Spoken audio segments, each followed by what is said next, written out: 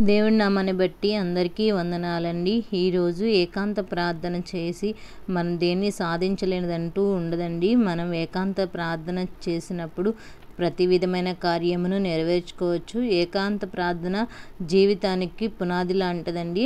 ఆత్మీయ రంగాల్లో మనం అపజయాలు మనం అనేకమైనవి చూస్తూ ఉంటాము. అవన్నీ చూడకుండా దేవుడు ప్రార్థన ఏకాంత ప్రార్థన వలనే అవన్నీ మనం జయించగలుగుతామండి. అలాగే ఈ లోకంలో మనకు అనేక పనులు చేసినప్పటికీ దేవుని దగ్గర నుంచి మనం ఏమీ పొందుకోలేము. లోకంలో ఉన్నాయి శాశ్వతం కాదండి. ఏకాంత ప్రార్థన క్రూరమైన తోడేళ్లను మన జీవితంలో ప్రవేశించకుండా దేవుడు తలుపులు వేసి మనల్ని భద్రపరుస్తాడండి. రహస్యంగా ప్రతి ఒక్కరూ ప్రార్థన చేసుకొని దేవునికి దగ్గరగా ఉన్నప్పుడు దేవుని దగ్గర మన యొక్క కార్యాలను చూడగలుగుతామండి. సంపూర్ణంగా దేవుని మీద మనం ఆధారపడగలుగుతాం ఏకాంత ప్రార్థన వలన.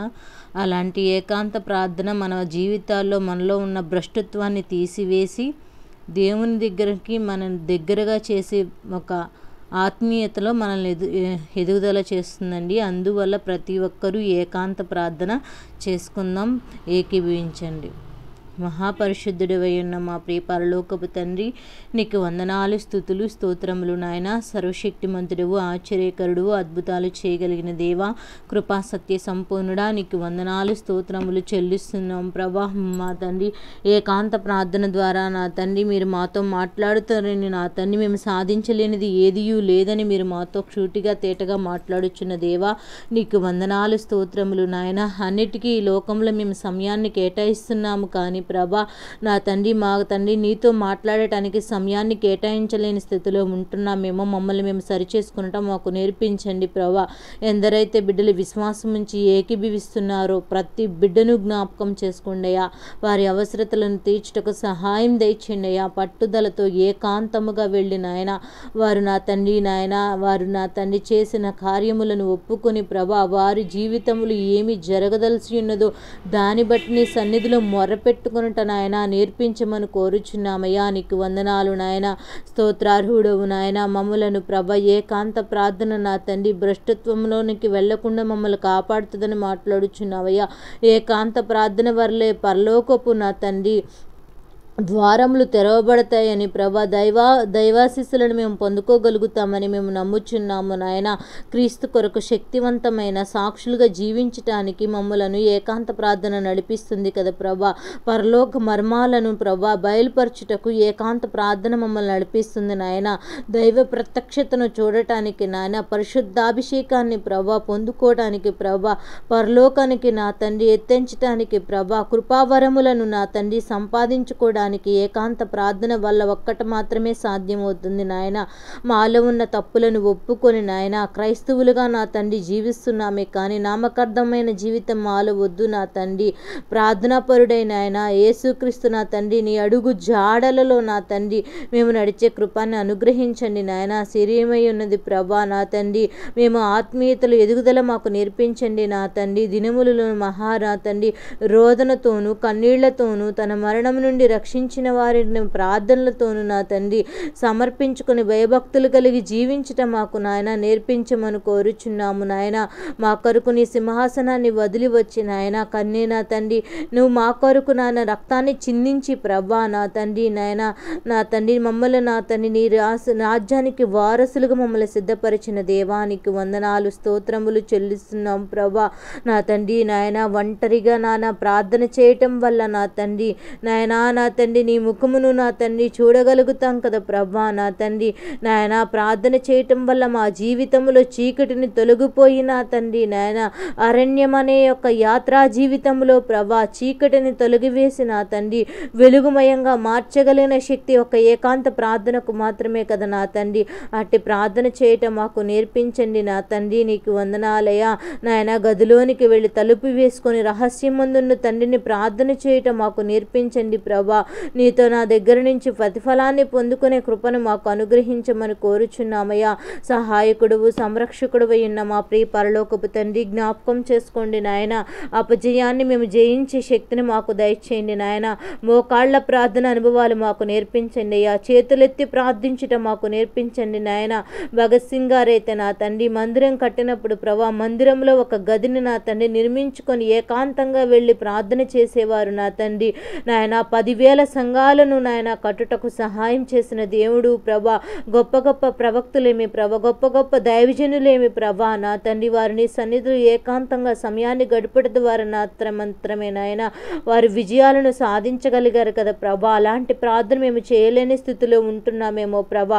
మమ్మల్ని దయతో క్షమించండి నా తండ్రి. పరలోకమున్న నా తండ్రి మాతో మాట్లాడాలంటే ఏకాంతంగా నాయన ఒంటరిగా వెళ్ళి నా తండ్రితో నేను నాయన మాట్లాడాలనే కృపను ప్రతి ఒక్క బిడ్డలకు అనుగ్రహించండి నాయన.